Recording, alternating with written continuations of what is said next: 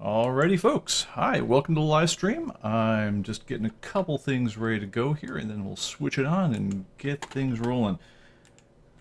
Alright. Thanks for everyone for coming. I'm gonna pull the chat out so that I can see what I'm doing and not get distracted by looking at myself in my own monitor. And we are just about ready to rock. Hey everyone, thanks for coming. Once again, we are here from the ComicBase live stream from beautiful Nashville, Tennessee, or close enough. Franklin, actually. We are starting just a moment or so late because we had a power problem which reset our switcher, our lights, and every other setting and dumped our media bay about 8 minutes ago. So I've been furiously reloading this incredible series of graphics and charts and tables and analysis and all this other foo, and doing the best I can. Hopefully this will not be the world's most disorganized show. We have show notes. That's what I try to plan these things for, and hopefully we'll get through this one.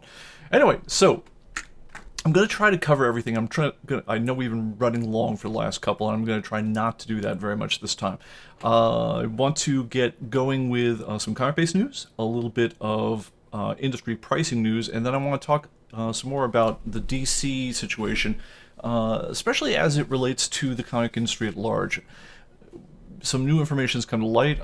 Gregory Hecht in particular sent me on some interesting publishing figures, which gave me a different perspective on this than I had beforehand, and I wanted to discuss some of that with you, as well as how that things are sort of shaping up over time. Additionally, I really want to cover your questions. So we haven't. I've been doing all the talking. Well, I usually do all the talking because it's I'm the only one with a microphone. But I've been kind of monopolizing the content on the show, which I don't mean to do. I really want this to be your time as well. So if you have questions about ComicBase, about the industry, about anything else, I want to hear from you. So please put them in the chat, and I will get to as many of them as possible. I'm going to try to schedule some breaks where I can actually look at the chat and try to cover as many things as possible before I can get off into a wild tangent about everything. All right, so let me get that queued up. And hey, all of the regulars, and a famous Greg Heck says famous last words, Pete. By the way, let me get the chat rolling in our cool graphics program, which should be working now. Yes. Excellent, because it's very important to be able to mock yourself on your own program. So let's see here. Mike says hi from Vancouver. I want to make sure all the keying is showing up. Yes, excellent. So we finally have our switches more or less set right. Yes, Greg says hi from New Jersey. Things are going well on the prairie. Oh man, Oreo. This is barely managing to survive without the wonderful Minnesota State Fair. Man, I miss that. I grew up in Minnesota, and that is, the Pronto Pups. Also some of the only fair games that I think are not rigged existed at the Minnesota State Fair.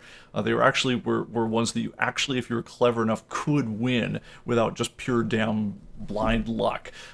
So I miss that place a lot. It's incredible. If you guys are anywhere near Minnesota and on another year, clearly you should make the pilgrimage and see the Minnesota State Fair. That's I spent many happy summers going there.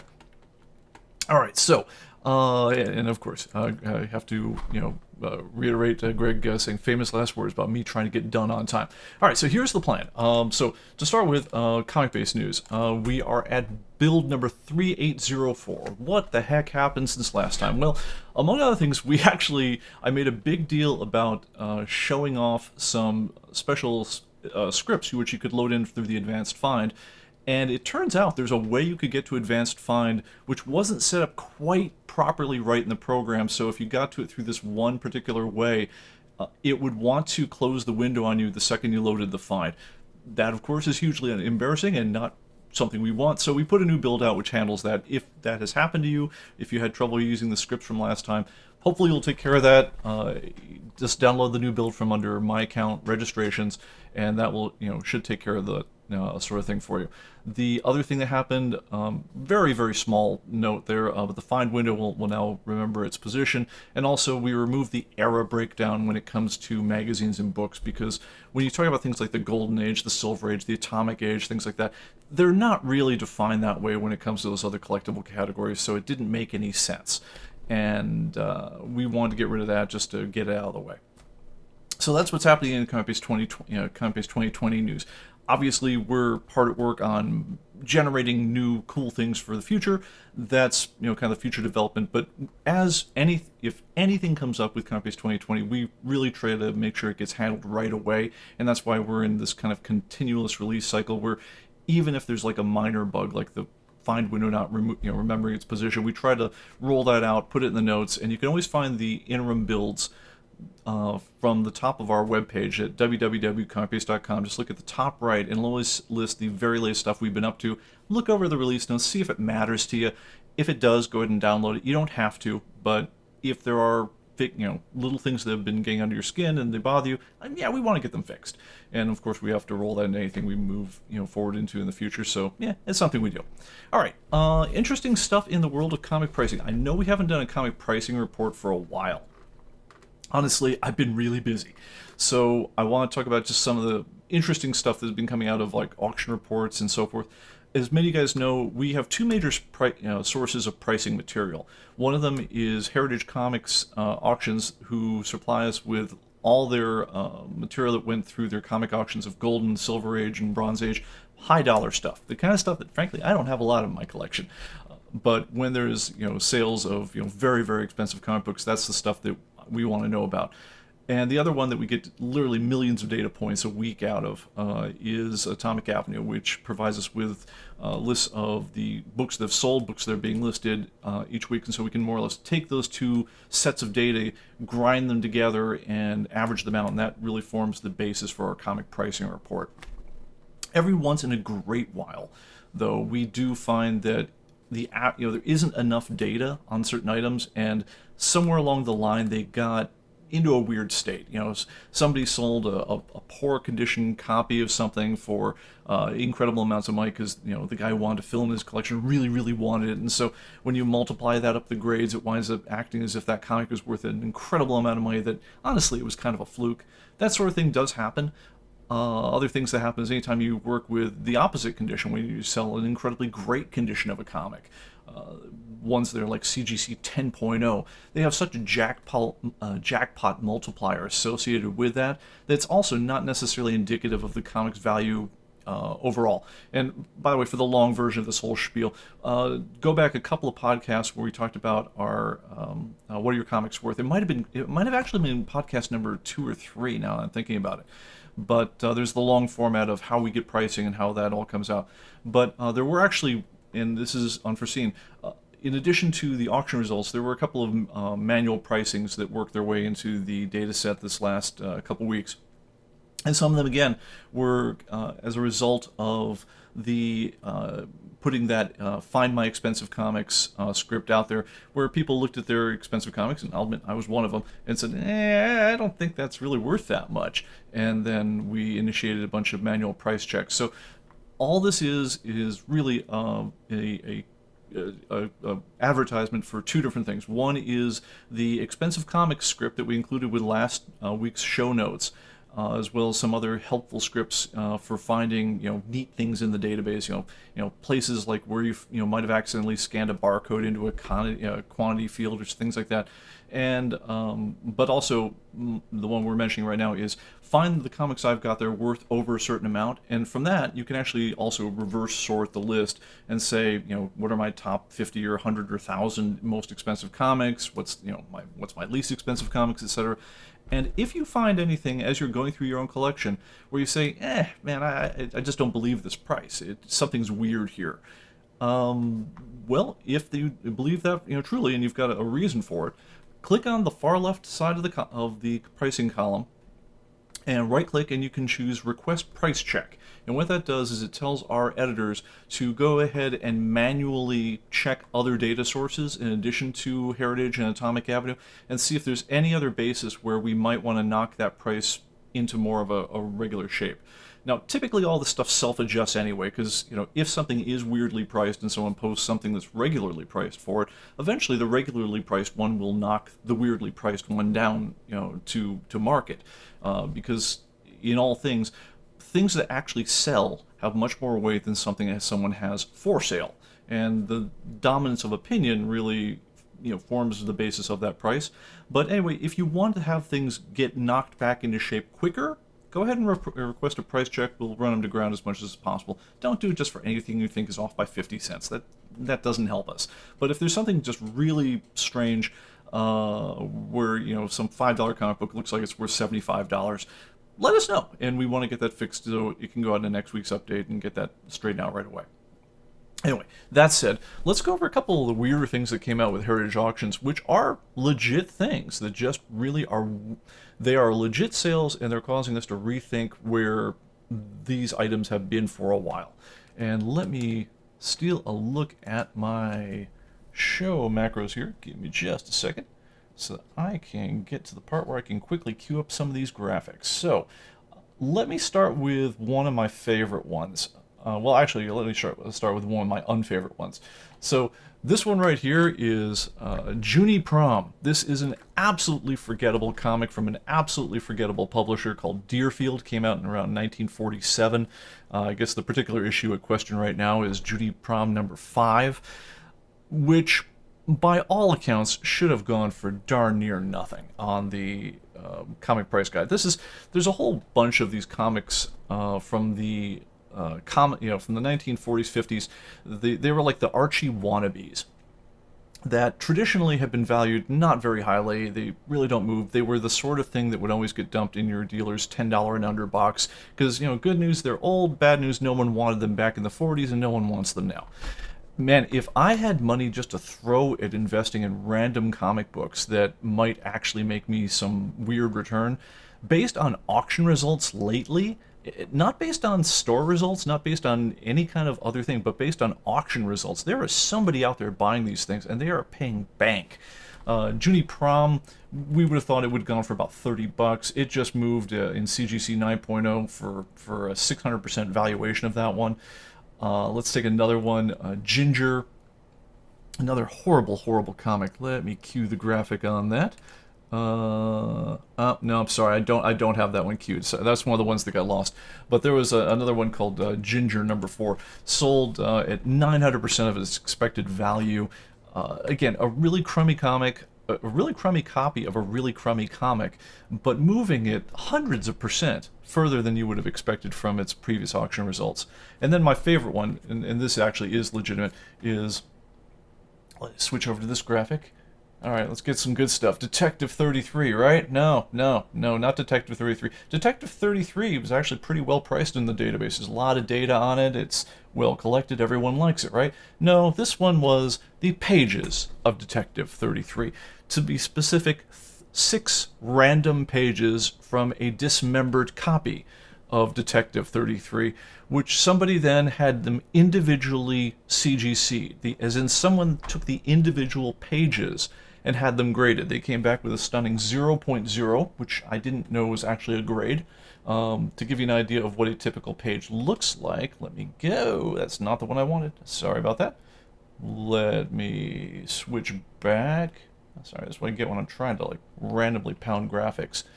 Alright, so let me go and pull that other title down, because otherwise that's going to annoy us for about 30 seconds. It got it. But anyway, so to give you an idea of the sort of quality of these pages here from the Detective 33, these are poor quality pages to start with. They're highly browned, they're brittle, they're missing their edges. But it was probably about the 9th or 10th appearance of one Batman, so you got that. And it was an actual Batman story, so there's that.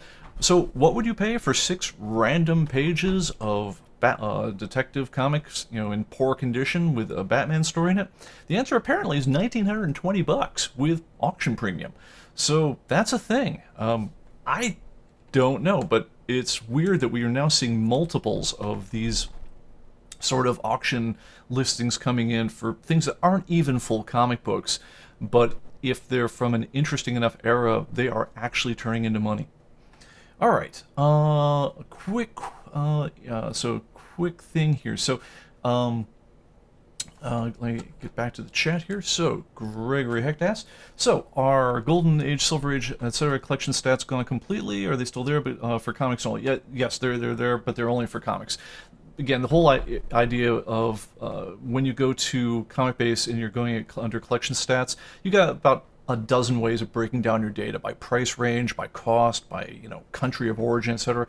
We just took away era, except for comics, because magazine people don't talk about the golden age of photojournals or things like that. Whereas if comic people are talking about, they could actually name the exact issue of Showcase where the Silver Age was thought to begin, and when the first issue, last issue of what the Golden Age would be.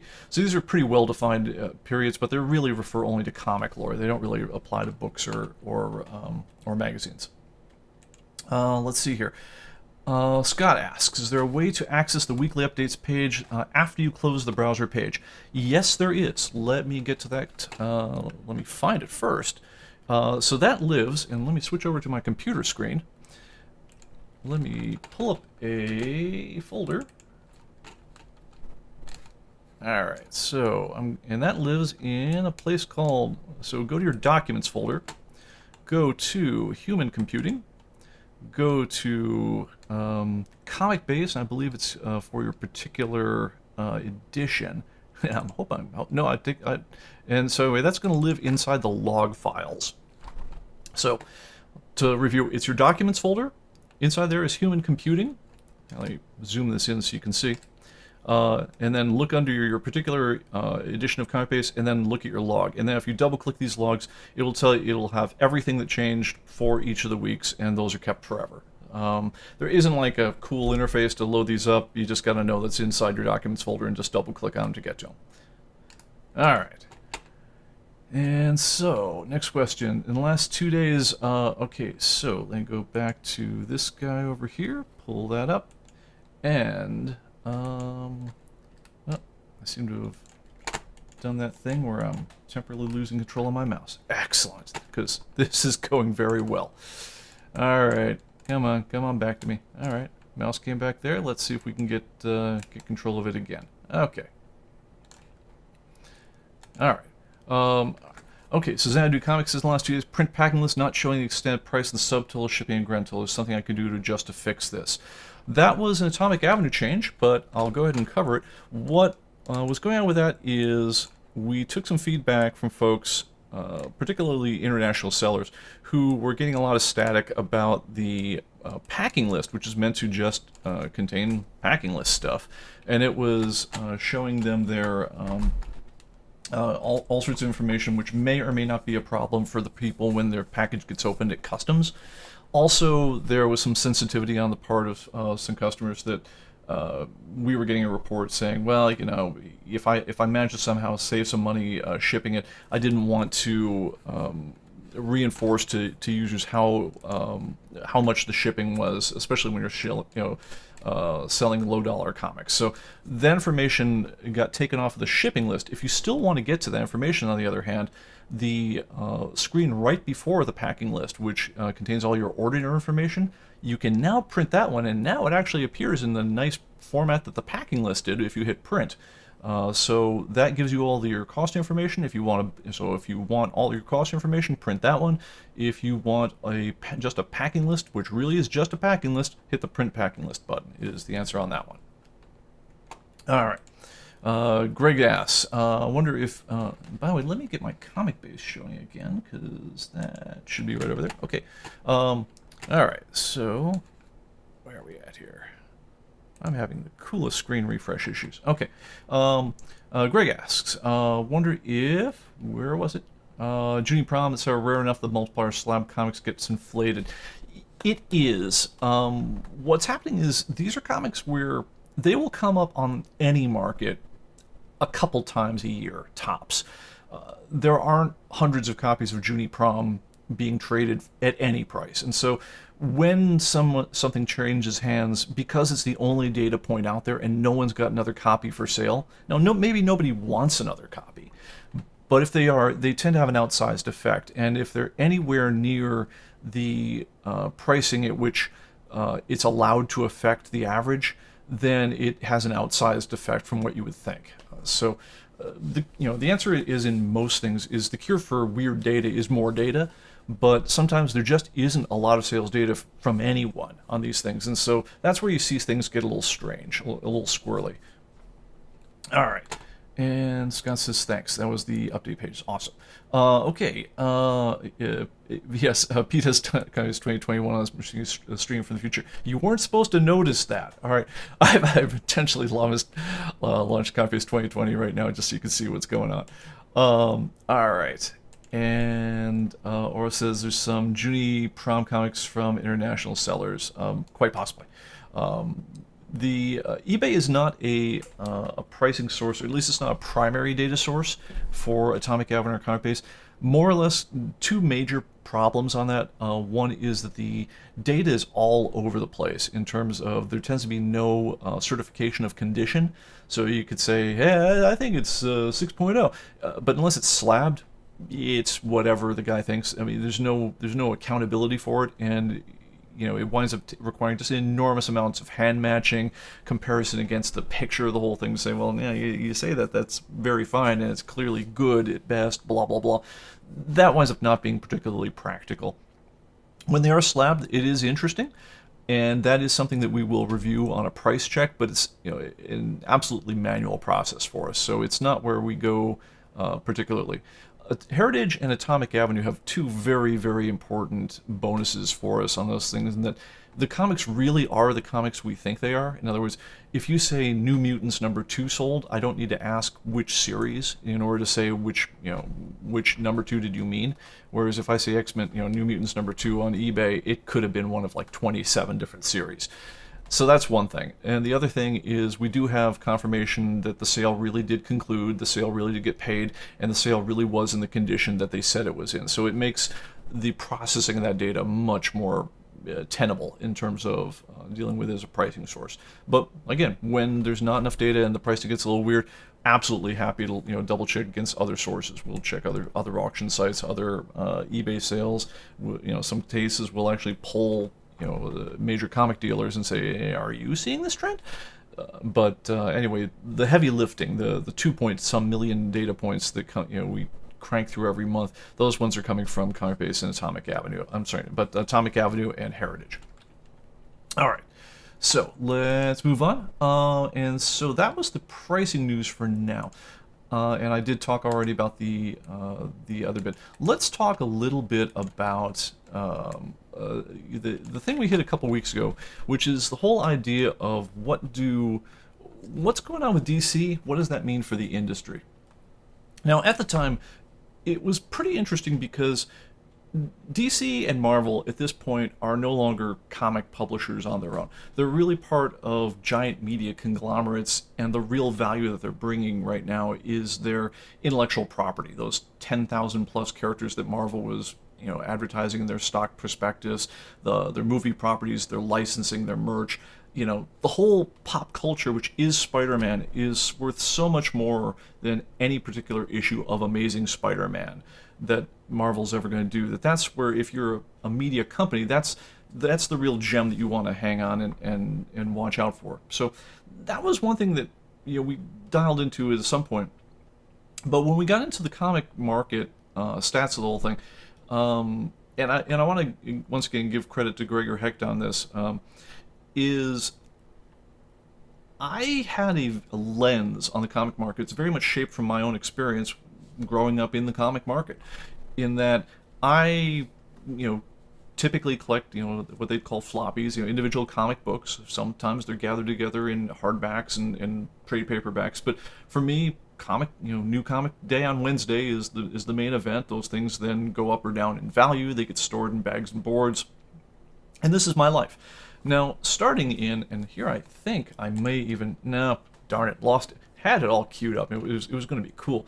Yeah, I don't know if I can make this happen quickly, but just imagine that I did this and it was really slick. All right, I can cue this in. Let's cue graphic number 14, if we will. All right.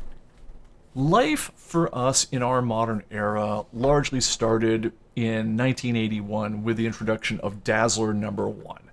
This was the first direct market only comic book. This was one that I remember being a paperboy in Minnesota and investing like 20 of my hard-earned bucks to buy a bundle of these. They were a 50-cent comic, which was unheard of. They were a painted cover, which was unheard of. They were featuring the X-Men, which were hot as anything at the time. And this was the first comic book that was not going to be sold at your 7-Eleven. It would only be sold through the direct market. So what's the direct market? Direct market is comic book stores, this newfangled way of dealing with the comic market. And the whole idea of the direct market was it was going to solve a problem for Marvel and DC in that instead of shipping 50 copies of Richie Rich to the local 7-Eleven, having the kids thumb through them, buy about 6 of them, and then they'd rip the covers off, or maybe not even rip the covers off, ship 44 of them back to the publisher. That is not a great fun thing if you're a publisher, where you're getting all your stuff back as returns. So they would only give your local 7-Eleven about 20% discount when they sent those 50 copies of Richie Rich over to the store. What the comic market was based on is they said, look, we'll give you a 60% discount, but you don't get to send them back. And the whole idea on that was we would put a little barcode in the bottom left-hand corner of the ones that were meant to be sent back, the ones that were through the direct market, your local 7-Eleven, but the comic ones wouldn't have a barcode. They would have like a little picture of Spider-Man, or sometimes they had nothing at all. And that's how you know which ones were allowed to go back or not. Anyway, so for me, the comic world started around 1981 for me. I mean, I could go to a comic shop, I could buy the comic books I loved and so forth, and there were a couple distributors, Diamond, Capital City Distribution, there were others, especially in the early days, that would supply comic people with the things comic people love. So we would finally be able to buy consecutive issues of Spider-Man, as opposed to hoping we got to the 7-Eleven on the day the comics came in the bundles before that jerk from down the block grabbed the issue before we could get to it. The comics would actually be in good shape when we got to them. They wouldn't have been mauled over by the kids with like popsicles on their hands, reading Richie Rich and so forth. So that was great for us, and so we could get our weekly fix. And for years and years, this is the comic world we knew. And anything that we thought of as being comics was a direct market, kind of play. There was still 7-Eleven was still in the game. There was other places to buy comic books, but they faded away over time, and they became less of the scene. And by the mid '90s and thereabouts, your local 7-Eleven had largely moved out of that game because, frankly, the comic books weren't making them enough money.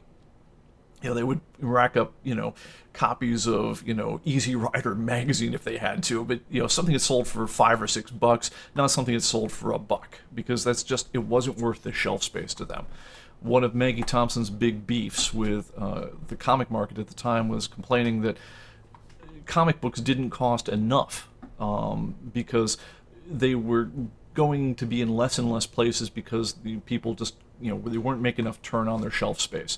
Whereas I'm more or less of the opinion that I like it when comics are cheap and plentiful and I can buy a lot of them. But anyway, back to that. So my view from the whole thing was very much concentrated on this sort of thing. Like, cue up this graphic, going back a page. That would be graphic number 9.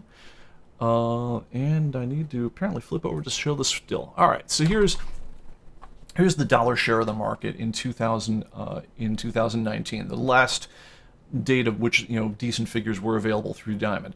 And if you're a veteran comic guy from my era, you're used to sitting there going, hey, wow, Marvel's starting to pull ahead of DC. Look at some of the other kids on the block.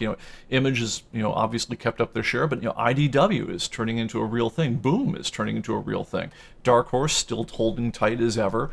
But you become very interested in what's happening between the big two, Marvel, DC, and those other guys. And that really forms your opinion of what the world looks like. Well, that's interesting, but one thing that was happening that I didn't see coming was that where comic books are sold has been changing dramatically over the last, especially 7-8 years. And it just kind of snuck up on me in a way that, I think it bears some discussion. So let's cue over to graphic number 6. and let's talk a little bit about the sales of comics in general over the years. And pardon me a moment while I queue up a one on my machine so I can actually see it, because if I don't, pull it up on my machine, all I've got to stare at is this little tiny monitor above the camera, and I can't make out any level of detail on that whatsoever. So, anyway, what's happening over time is comic books have had a pretty good run. Really not since the 1990s have comic books been doing as well as they've been doing lately. In terms of they're showing relatively steady year-over-year growth. Matter of fact, in 2019, they passed 1.21 billion if you factor in digital sales along with the print sales, and that's not bad at all, even adjusted for inflation. That's pretty darn strong. That's almost back to the levels of talking about the 1990s, glut period. But something's kind of interesting about where those sales are coming from. Well, first of all, let's queue up the next graphic. That would be graphic number 7. All right, so here are the sales by format. And so what's happening here, a couple things bear mentioning about this one. All right, first of all, let's talk about the red line, the little one at the bottom. All right, that's digital sales. This is the bet I got wrong. I was betting back in 2012 or so that within 5 years, digital sales of Spider-Man #1, or whatever the latest issue of Spider-Man is, would outpace the print sales of that particular copy of Spider-Man. And that just didn't happen. You guys could probably explain it to me as well as I could, but for a number of reasons. I'm going to say artificially high prices of the digital version, the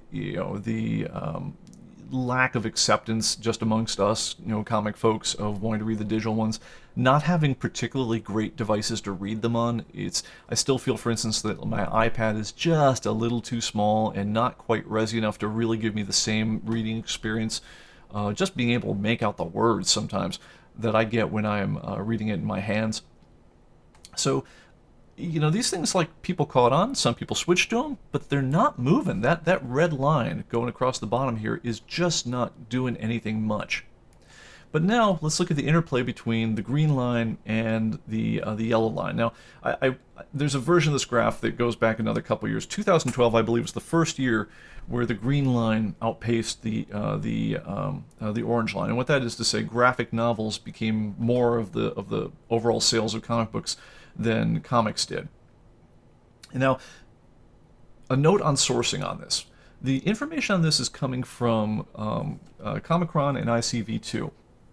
And in particular, this data is being kind of aggregated between where Diamond is with their sales figures, Diamond being the direct distributors, and BookScan, which is to say people in places like Barnes & Noble scanning books.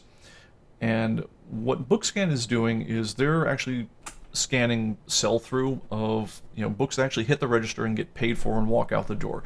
Diamond is measuring something slightly different. Diamond is measuring something called sell-into, which is to say, how many comics did your comic store buy? Because they have no way of knowing how many books moved out the door. So the data starts getting murky there. They do a decent job on the big picture here, I think, of aggregating the overall trend, but this is about the time where you ought to be having a couple of footnotes, for future reference, knocking around the back of your head as you look at this data, because it's going to get a little murkier as we go on. I want to give you the warning on that.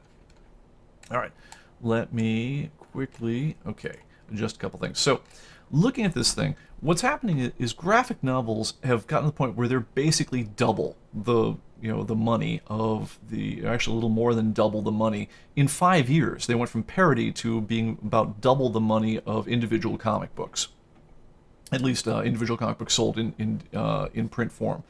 This is huge, but it's not as huge as the next graph.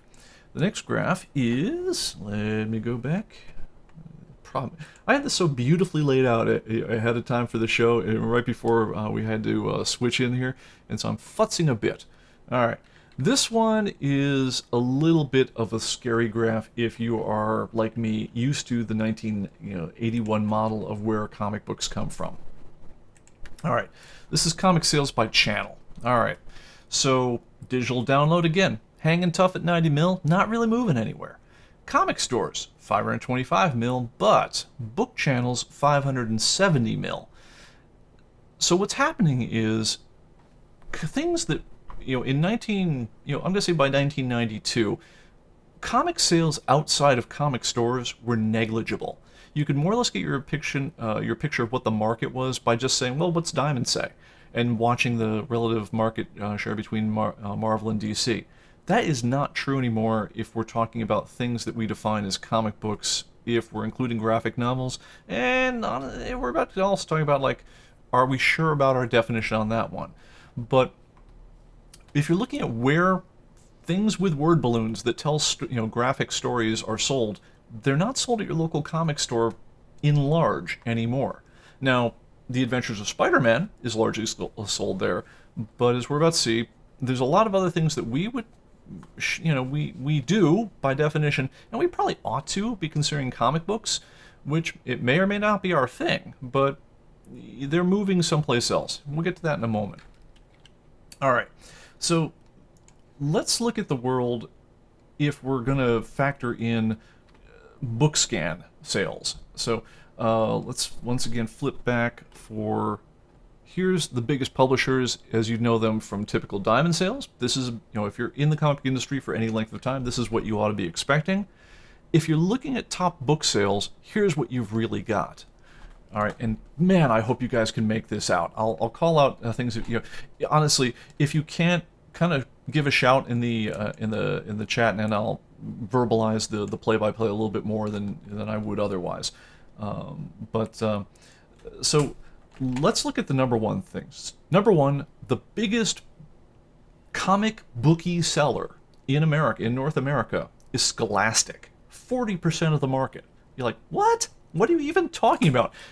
Scholastic is that place where my kid goes to the book fair and I give them 20 bucks and they buy a lot of, like, Junie B. Jones books or something. And you're saying that 40% of the things we define as comic books are coming through there? Now, this, by the way, this breakdown is coming from a guy named Brian Hibbs, veteran comic book guy. Who I believe, I'm going to get this wrong. I believe he was Comics Experience was his comic shop.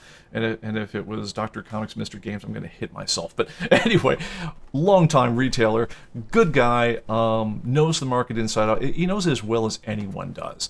And he pulled apart the top 750 items through BookScan, figured out manually what would qualify as being considered comic books by our traditional definition, the Scott McCloud one of visual storytelling done with narrative and pictures, and try to give as fair a note of that. And these are actual sales, so it's not sell into, this is sell through.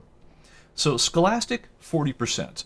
Below, behind them, we've got the other big hitters are things like HarperCollins, Penguin Random House, Harry Abrams is in for a percent, Boom hits in for 1%, Andrews McMeel for 3%, IDW, one of our first comic publishers, who's like number 5 or something in the traditional comic way of thinking about things, is pretty solid. But then you get to, like, well, what about Marvel and DC? Okay, DC, they're all of 8% of the market. Marvel, all of 6% of the market. Macmillan and HarperCollins are right behind them. For that matter, Dark Horse isn't far behind them. Image is, a percent or two away from Marvel. It's like, what the heck is going on here? And by the way, if you take the same idea of things that are told, visual storytelling as we are used to defining it, who are the heavy hitters in terms of, like, the books? Well, all right. First of all, let's take the Diamond data, which is this one right here. And again, I apologize. This gets a little bit small. I don't have a way to make it bigger for you. I'm hoping your screen is resi enough, but I'll give you the list. So last year, number one selling comic book, Detective Comics, number 1,000, $9.99 for a comic book. That was a hugely expensive comic book. Sold over 500,000 units, 574,000. The next down, Spawn number 300, sold half as many, 275,000. After that, you got X-Men number 1 from their latest series, Black Cat, Deceased, which I gotta admit, that was a surprise for me. I was not particularly compelled by that one.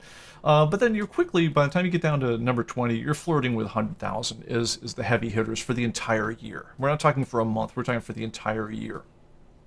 Average price on these comic books is a little over $4. The number ones tend to be a little bit heavier in terms of average price, but you're looking at an average price point around $4.50 each, and those are the heavy hitters according to Diamond.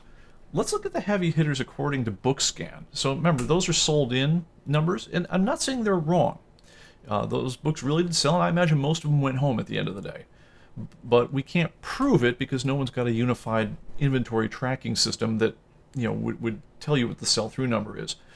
But over on the other side of the world, looking at that other that other channel, which is to say the non-comic store channel, this is what their sales figures look like. Their number one, the number one, comic according to Barnes and Noble, BookScan, whatever you like for the whole thing.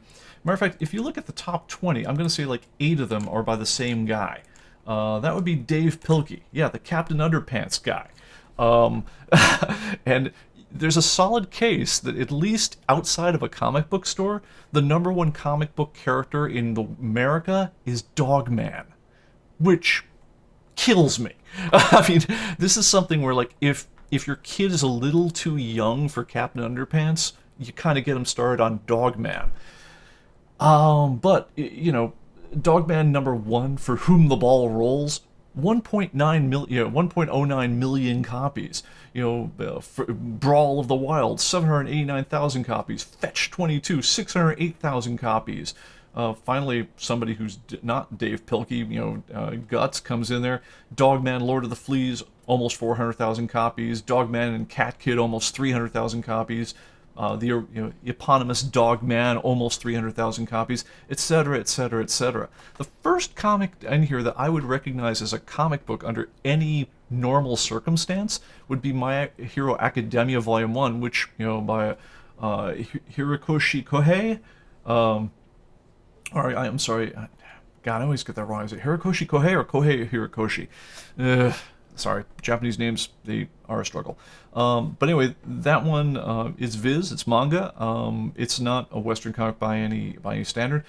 Anyway, and where are the heavy hitters that we see through that channel in terms of the things that we think of as graphic novels? Like, where's Watchmen? It's nowhere to be found. Actually, it is to be found. It's just way down the list. It's like, I forget what it was, like number 49 or something. But it was easily one of the top, selling superhero-ish graphic novels through that channel. So this is a really interesting puzzle as to what's going on here, because on one hand, you've got the view that we all grew up with where comic books are the be-all, the end-all, and superheroes, guys in capes, floppy comic books and so forth, that's the major thing that we buy, sell, consume every week. That's our world, probably, if you're listening to this. But in terms of what people consume in terms of visual storytelling, what we would consider comic books, there's an entire alternate dimension that happens at your local bookstore, and it's full of characters like Dogman. Dogman is the by far most popular guy out. Dave Pilkey is by far the most popular guy out there. Matter of fact, let me go to Graphic 13 here. These are the top-selling comic authors according to BookScan. And let me close a couple windows here so I can see what I'm doing. Okay, so according to BookScan.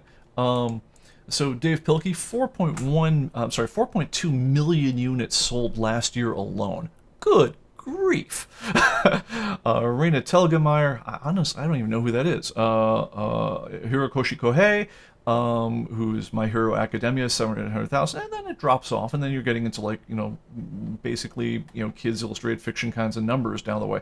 The only names that we would know as comic book fans, way down the list, Alan Moore, that's Watchmen again, 151,000 units sold in all his formats. That includes his League of Extraordinary Gentlemen and everything else he ever did. And then our good friend Gerard Way, My Chemical Romance lead man, also pretty darn decent comic creator with Umbrella Academy and so forth. Who, by the way, if you ever see My Chemical Romance in concert, you will never see a person who is so happy to be a rock star as him. I mean, you see him and it's just like, wow, he's just having the best time just living the dream. Anyway, that's what the story looks like if you're looking at that channel, and it's really different than what we've got. Let me take a quick look at some comments here, and then I want to kind of wrap up that part of the discussion. All right, so let's see here. Was there Superboy comic that was direct only and predated Dazzler 1 and Madame Xanadu #1? Not to my... I'm sorry, I'm clicking the wrong thing. Ha ha ha ha. If I were smart, I would close the second chat window, and then I wouldn't be as confused. Oh, I'm learning from week to week, guys. I really am. Okay. Okay. So wasn't there a Superboy comic that was direct only, predated Dazzler #1, Madame Xanadu #1? Man, if there was, can someone let me know? Because if there is, then I've been wrong about this story about the last 20 times I've told it, and I'd like to know. For me, the first one I ever heard, and I remember it pretty vividly because I was forced to, this was big money investing when you were a kid. I was like maybe 12, 13 years old, because that was just $20. This was like probably a third of my profit for the entire month working at Paper Route was spent investing in this big bundle of Dazzler #1s, which unfortunately, unlike the big bundle of X-Men 140s, Uncanny X-Men 140s, and Uncanny X-Men 141s I'd done just beforehand, which have served me very well over the years. Those guys are great. The Dazzlers, it took me a good 20 years to get rid of them. By the way, I still have a couple of the X-Men, but man, they'll cost you a lot more than the Dazzler #1 did. So anyway, those are like the only comics as a kid I ever made like real investments in when they were new. But anyway, Dazzler #1 was the first one I ever heard of. That being said, I was a Marvel guy. And so if there was a Superboy one ahead of that one, I probably would have ignored it. So let me know. He's thinking of Superboy Spectacular #1 from circa 1980. You might be right. I should check into that. Let's see here. John P. says, read discussions, direct comics without barcode should have a different worth than the ones that do have a barcode. Yeah, there's definitely, there's a big comic retailer in Colorado who's definitely been, man, he's been banging that drum to death. Working with both our own sales data, but also with John Jackson Miller from Comicron, who's John's strange mission in life, God bless him, is to dig up circulation data and sales data on comic books, just in the abstract. This was such a project that used to involve aggregating about 5 different sources for every comic book to figure out who had what and how many copies were sold and so forth. And at least for the vast majority of the direct market sales period, there were more direct market comic books out there in the world than there were, there were more newsstand editions available of any given issue of, say, Spider-Man or else than there were of the direct market ones. So, at least for most of the period that we're talking about, the direct market one was the more scarce one. Now, the theory being, extolled by the particular comics retailer out there who has a long history of novel marketing techniques such as pedigreed collections and things like that. I mean, he's been an innovator. The theory is that, yeah, sure, the kids all bought them at 7-Eleven, there were a lot more of them, but all those kids who bought them at 7-Eleven all threw their comics away or destroyed them. So the ones that remain are much more worthwhile, they're worth a lot more. I don't know. It's a theory. I think at the end of the day, the comic is what you can get for it. He's certainly exerting a lot of his marketing muscle to put forward the premise that those things are worth a lot more. Do you buy them? That's up to you. I'm gonna stick out of this one as much as is humanly possible. So you might guess where my own personal belief lies on that one, but I'm gonna go easy on him on that one. So we'll let that go. All right. And then I'm gonna, John P. says, similar issue as Overstreet advisors saying they have what's hot so they can move particular blocks of their inventory for higher prices. That has always been a problem with self-reported price guides. It's, I remember the year back in the 70s where everyone just one day decided that all the Marvel monster movie comics from the 70s, they were all just red hot. And due to the self-reports, they all like quadrupled in value, year over year. It's self-reported data. It's not based on verifiable sales data, so make of it what you will. Is there an obvious case why self-interest might form a reason for you reporting that something is hot? I think it stands to reason. All right. Pete, did you buy the books at Comic City on 31st and Hennepin? Yeah, that was was it? Good Lord, in the 80s. So, all right, 31st and Hennepin. So, I was a St. Paul kid. Actually, I grew up in a place called Cottage Grove. So, for me, it was God. It was called King. It wasn't Kingdom Comics. It was. I remember it was Home of the Comic Warrior. It was about 3 blocks from the volunteer hospital job I worked at. So I'd take the bus in. You know, if I was a good kid, did my homework and did all my chores and so forth, I could take the bus into St. Paul. I want to say it was St. Paul Comics, but St. Paul, and basically where the bus would let off was about a block away from this comic shop, and it was about 3 blocks to my volunteer work, so I could pretty easily arrange to go to the comic store, either to or from the volunteer job every week, and that's where I did all the real damage in terms of that's where I picked up basically a full set of Captain Americas and did all my heavy duty investing as a kid. Missed that guy. I went back through the Twin Cities a number of years ago, and to my great sadness, I realized he was no longer there. So, that's a shame. All right, so let's see here. Young, YA and OGNs are hot. Tons of kids are reading comic books. This is absolutely true. And so, and I want to make made a couple of notes on this one. So let's go back to the talk about who was promoted and who was not promoted when it came to DC in this last round of bloodletting, where they fired a third of their editorial staff. I mean, this is a huge number. This is I don't know what you call it. It's a restructuring. It's a re-envisioning. The people who were in charge were not happy with the way things were going. If they let the people go that they let go. Anyway, some of the losers in the whole thing were VP Global Publishing Initiatives and Digital Strategy. Notice digital strategy, Bobby Chase. Again, old-time comic person, like her a lot. She's an OG comics person, comics through and through. But you looked at that 90 million digital number that was sitting there for the last 6 years, not moving at all, as everyone in the world has got things on their computer and their phone. I guess if you're at AT&T, you're wondering, what are we doing wrong? The senior story editor, Brian Cunningham, went away. Mark Doyle went away. He was the head of Black Label, which is what happened to Vertigo. It became Black Label. And then the VP of Comic Book Specialty and Newsstand Sales, Jim Sokolowski, that's the guy who I probably knew better than almost anyone else who got the axe.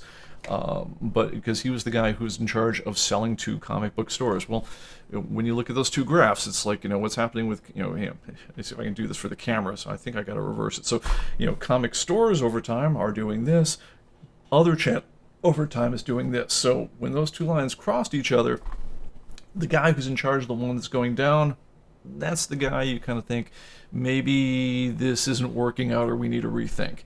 So if you looked at the head of Warner Media, his big initiatives in terms of what he wanted to get done was he wanted to sell globally, and he wanted to sell, he said it's like 2 different ways of saying, I want to sell it globally, I want to sell it direct to consumer as much as possible. That to me does not say a guy that really cares about keeping your comic store happy with DC product as much as maybe the old guys did. So, I don't know, that's something that I would look into. Let me clear through a few other of these comments. And just to be clear, Diamond numbers are sell-in, Bookscan numbers are sell-through. Yeah, that's definitely true, and I also think we ought to be careful about this, because Brian Hibbs, again, I want to give the guy all the credit in the world, for massaging the data he did, because, Bookscan is also, Bookscan and SoundScan, which is the music equivalent of it, they're happy to release some individual info on their top sellers, which you can then hand copy into a spreadsheet and try to massage. They won't just give you the damn list.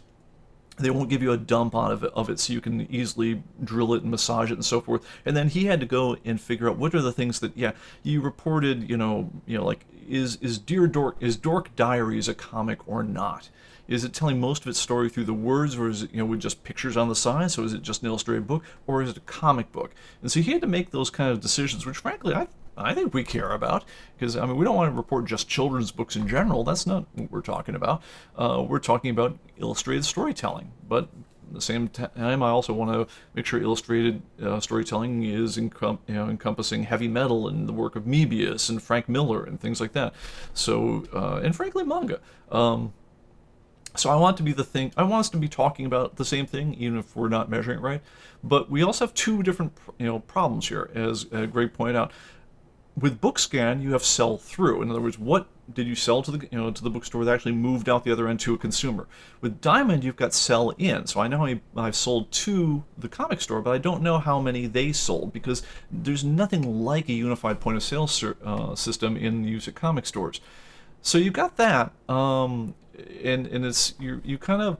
I think the problem you need to watch out for when you're in the business that folks who analyze the comic industry for fun and profit, like Brian Hibbs or ICV2 and so forth is you should watch out that you're not just paying attention to the data that's easy to get, as opposed to the data that is best representative of the situation you think you're reporting.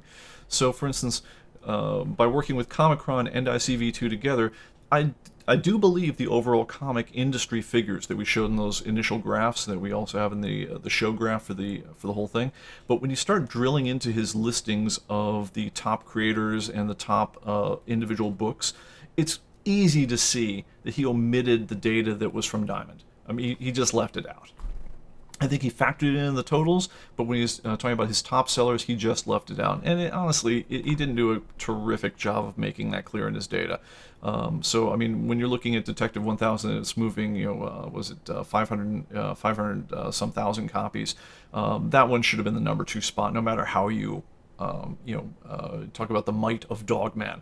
So there is a little bit of mix and match with the data here. I wanted to show both sides of the available data on this one. I think you have to synthesize where you think it is. So, the mere fact that the comic book direct market is a smaller part of the whole doesn't mean that it's insignificant. It's still a pretty significant hunk. And so if you sell, the number 1 seller in the comic market would be the number 2 seller overall, even if there wasn't something that sold 1 million. So bear that in mind. Like I say, I pity anyone who has to synthesize this stuff for a living. I imagine Bobby Chase, for a living over at DC, part of her job was trying to prove that it's like, no, we're doing okay, because I'm really doing okay in the direct market here. Well, you're looking at the overall sales of the whole thing, and managements, they're going, hey, what have you done for me lately? Anyway. Okay, most individual bookstores up here in Canada don't sell individual issues, only trade. I'm certain that is true. I rarely see individual comics for sale in a U.S. bookstore anymore. Probably Disney does the most with that I'm seeing these days. The big $10 issues from Marvel and DC show up in Barnes & Noble and stuff around here. Other than those ones there, I can't think of the last time I saw an actual floppy comic book in a traditional bookstore. And Greg agrees with that. All right, so let's see here. ComicBase TV, can ComicBase do tracking of digital editions of one's comics? Indeed, we can. We showed this trick. Let me flip it over to the screen for a moment. We showed this trick a little while ago, and of course, I don't have this hooked up particularly well. Let me. I think I've got Fantastic Four. Yeah, here we go. Okay, so. And let's zoom in so you can see this a little better. Alright, so that weird looking column, alright, just to the left of the picture itself, you see this thing that looks a little bit like a play button? That one is pointing out whether or not you've got digital media for that particular comic book. And what that's doing for, let me zoom out so you can see it, is if I have a digital version of the comic book, I can just drop it onto the title. I name it the same as the issue it's referring to, and if I drop it onto the title and I click on it, and I open up the other screen, because, this is kind of the way this goes. Come on, you can do it. Come on. Great.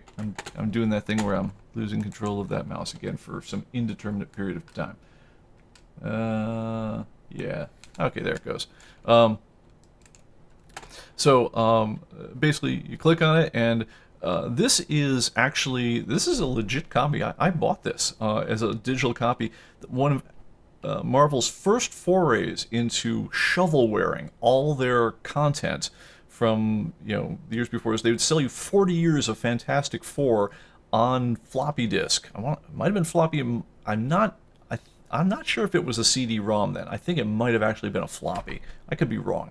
But they would sell it to you in crummy scans. I mean, you see these are terrible. This must have been the worst file copies they had laying around the Marvel offices, which they then put into PDF format. But they sold you like 40 years worth of this stuff on a number of discs for like $20. And so of course I bought all the ones I could get a hold of, because back in the day, I mean, this was way cheaper than buying all the hardcover editions. And also, let's face it, it's cool seeing the ads, and everything else that comes with the whole thing. So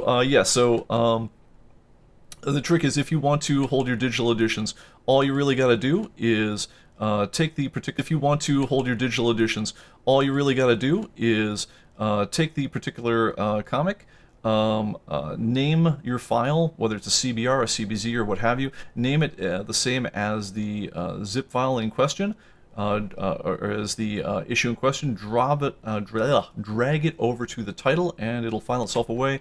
You'll see a little icon will appear on the left-hand side here, and then you can go directly to the digital version. So that's that question there. Greg says, I go to a comic shop in South Philly, don't see any comic buyers under 30. Kids are buying action figures and Funko. That is true. Sorry about that. All right, so anyway, so final thoughts on this whole thing, and I'm actually going to come in near time, so thanks very much for everything, guys. I think as humans, and maybe especially as comic book folks, I think we've got a bias that kind of, it gives us hope, and yet it kind of does us in that we tend to look at something, a trend that we notice in the here and now, and we sort of extrapolate that into the future indefinitely, and we say, oh, well, this will either be really great or that'll be really terrible, right? So, and, let's face it, if you're anything like me, you take all the downtrend things that ever happen. You have a slow sales month or things like that. You sit there and, oh man, this keeps up for a year, I'm hosed. Whatever the thing is, it's like, I had a cough this morning. That it gets worse and worse. I'll be dead. It's like, it can go one way or another, or whatever political issue you're worried about. I'm sure there are things you could look at, pollution or immigration or guns or whatever your thing is, but you can look at a certain thing that you think of as being bad. You take that edge and you move it into the future indefinitely, and you're like, well, this is terrible. Clearly, it's the end of the world. I think it's fair to say the only thing that ever is the same is change. So, in 1981, when the comic market came around, I thought this was, this is amazing. There's going to be stores that do nothing but sell comic books. I'll be able to get all the comic books I want. And they're the sort of trends I'd worry about. I was like, oh man, it went from 40 cents to 50 cents, and then they went to 60 cents, and then to 75, and then $1. This keeps going. They'll cost $1 billion, or they'll be so expensive no one will ever buy them. And there can be some truth to that. So, I mean, the comic market, like a Spinal Tap band, its appeal has become more selective. So instead of there being, if you looked at the circulation numbers from like the 1940s on comic books, it was not uncommon to see comics that sold in the millions. They sold like Time magazines, sold back when Time magazine was selling. Now, if you got I remember in the 90s, if you were at Marvel and you had a comic book that didn't sell 30,000 copies in a given month, you would expect that your series was going to be canceled within a month or two of that. As soon as those sales figures came in and you were below 30, that was your axe mark. That was it for you. Now, if you have a comic series that does sell 30,000, you're like the toast of the town. You're one of the hot guys. So, which isn't to say there aren't things that sell more, but I mean, the numbers of comics, have gone down in raw numbers. The dollars, if you add it all together, you put in all the digital, put in all the hardcovers, but everything else, hey, the dollars are up, so that part's good. But the format is changing of what the kids are buying. Now, does that mean it's game over for our beloved floppy comic books? Nah, not at all. I mean, you can see just, people not only are continuing to buy them, but the comic books we've already bought are continuing to gain in value. I mean, we play fair with pricing. When things go down, you see that the cover, the color turns blue in ComicBase. I've had times when I look at my own collection and say, oh man, I lost $600 this week or whatever the thing is in terms of the valuation. So when things go down, we report that they went down. But when they go up, they go up. And if you look at year over year, it's up and to the right, pretty good pace, and especially in terms of like exceeding what inflation would indicate by a pretty good margin. I mean, if I could go back in time to my 1980s self and go even heavier into some of those comic books that are coming out at the time, and over time, I've owned multiple copies of X-Men 94 and Hulk 181 and Spider-Man 129 and so forth. And these are all comic books that like I either missed them by this much in terms of catching them on the newsstand, or I could certainly go to the few comic stores in town and pay the unbelievable price of $20 and buy one. Going and buying classic comic books in particular is not a bad thing. For that matter, buying even just random comic books, they're pretty much doing better than holding their value. Now, are they selling super briskly? Not in all cases, certainly. But are they holding up? In other words, are they deflating their way till nothing? No, not by a long shot. This is, I mean, even the stuff from the 90s glut is I'm not going to say it's made a strong comeback, but it's held up, and it's held more than its value adjusted for inflation. So look, comic books, like the floppy, 24, 32 page things that we're all used to, they're not going away. Now, are they going to become like vinyl? I don't know. I mean, nobody knows. Don't give up hope is, I guess, what it comes down to. There's a lot that, again, one of the bigger mistakes we can ever do is taking some trend and straight lining it indefinitely into the future. If you looked at vinyl from 15 years ago, you would never think that anyone would be buying the level of vinyl they're buying now. It would be insanity. Are you telling me I have to go to a record store, buy an obsolete music player, which is like a cheap knockoff of the one I had in college, where I always had to replace the needle or put the penny on it or whatever the thing was in order to get the thing to not skip all over the place. Where I played it, it sounded like bacon sizzling in the next room. Which, when compact discs came out, I couldn't wait to get rid of my turntable once I'd replaced all the tons and tons of vinyl I'd acquired. Now, if I had all that vinyl back, some of it would be worth a fair amount of money. Now most of it would be worth, okay money, but a bunch of it would be like, holy crap, this is like an original copy of, this album that me and 100,000 other people ever bought. That could have been worth something. Comics are going to be the same way. The format will change. It'll be digital, it'll be hardcover, it'll be softcover, it'll be in formats we can't even dream of right now. And some of it will even be in 24, 32 page pamphlets that we buy, for however many bucks at the, the end of the month. Look, I want to see that particular format continue, but honestly, I'm in comics for the characters and the stories and all the things that they summon up for what I liked about my youth and what they mean to me. So I'm going to hang with it just like I'm going to hang with, my old Rush albums, whatever format they come from, because they're part of my collective, love for the pop culture. So, I mean, don't write any of this stuff off. I think you get rid of things in haste at your peril. And then the other thing about it is never forget that no matter what's happening, whatever disaster is befalling, name the industry, name the people, name the problem. There's always somebody predicting doom and gloom. Oh no, in another 10 years, if trends continue, this will happen.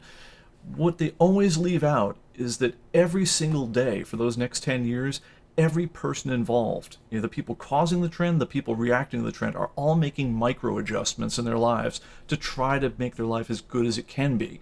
And so the trend never continues in a straight line. Sometimes it accelerates. Sometimes it's like, yeah, we had a run, and then it went away. Sometimes something completely new comes on the scene and obliterates it, and we forget why we're even talking about it. But I've never seen, I'm old enough to remember going to the school library as a kid, reading Time magazine, which tells us we're all going to die from, the new ice age. Then, 20, 30 years ago, the new rev was, it's global warming. Now it's climate change. And honestly, I don't know if anyone even gives a crap. Because we're all worried about dying of COVID now. So, which, a year from now, we'll be worried about something else. But what's been the same thing that's happened, no matter what the doom scenario is everyone always adjusts. The Soviets did not nuke America, which I was sure was going to happen in the 80s. Nobody dropped the EMP yet. The global contagion, like Ebola on steroids doesn't have everyone bleeding out of their eyeballs across the world. All these disaster scenarios, whether they're for the populace at large or just in your own individual industry, they rarely play out the way you think they're going to go. So don't freak, I guess is what it all comes down to. Go out there and adapt, and take the things you love in your life and find a way to hang on to the parts of it you love. Don't maybe get so caught up on any particular facet of it. And I think in a future one we'll be talking about what it's like with just ComicBase. I mean, ComicBase started out on 6 floppy disks for the Mac, written in a HyperCard. It's been through so many freaking generations, at least 3 complete rewrites since we started this whole thing. It's astonishing. And we've been doing this thing for, good grief, we're coming up on 30 years. Because one of the things, if you are a small businessman, you know this, is you wake up every day and you say, all right, well, what can I do today to make everything, my life a little bit better? And that's all it is, a little bit better. I mean, I had a problem with the power on the show, moments before going on air. What happened, within a couple minutes of that is I rebalanced electrical loads. I'm going to do something after the show to make sure that doesn't happen again if I can avoid it. There were problems with people printing packing lists on Atomic Avenue. They sent a note over to me, we did some stuff, and hopefully we solved it so not only packing lists are worked out, but suddenly printing on any page of the site will be worked out.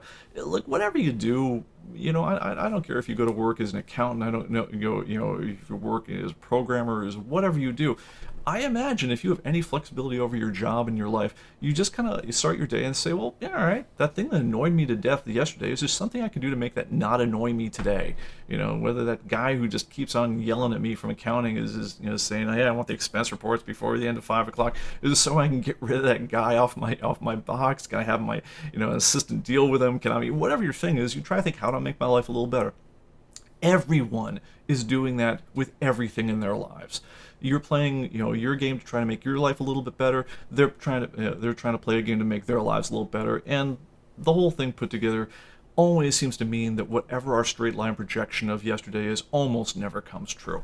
So, I guess that's my perspective. Is there's a bunch of stuff moving. Stuff is going to keep moving, but enjoy the ride. It's going to be fine. So that's about it for me. Quick check of the chat, and I think that is about it. All right, another Rush fan, absolutely. And when the EMPs come, I'll still be enjoying my physical copies. So true. All right, guys, take care. I will talk to you guys all next week, and we'll talk about